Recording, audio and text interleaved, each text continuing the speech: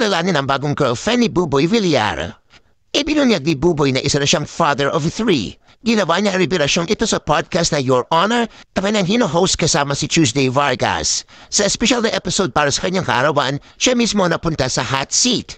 Sa pagkakataong ito, pansamantalang kinuha ng kanyang malapit na kaibigan si Jolly Andres ang pagiging host upang tanungin siya tungkol sa kanyang personal na buhay. Sa naturang panayam, unang inamin ni Buboy na mayroon siyang non-showbiz girlfriend, nagngangalang Criza May Sampiano. Ayon sa kanya, nagkakilala sila matapos niyang i-message ito online.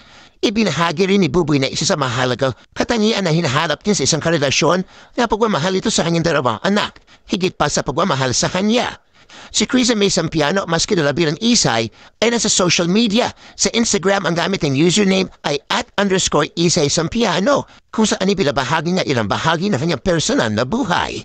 Siya at si Buboy mayroong isang anak na lalaki na 3 buwan pa lamang. Pinangalanan nila itong Kyrus at ay palayaw na Kyrie. Kamakailan, bininyagan ang kanilang anak na si Kyrie at isa sa mga ninang nito ay actress na si Megan Young.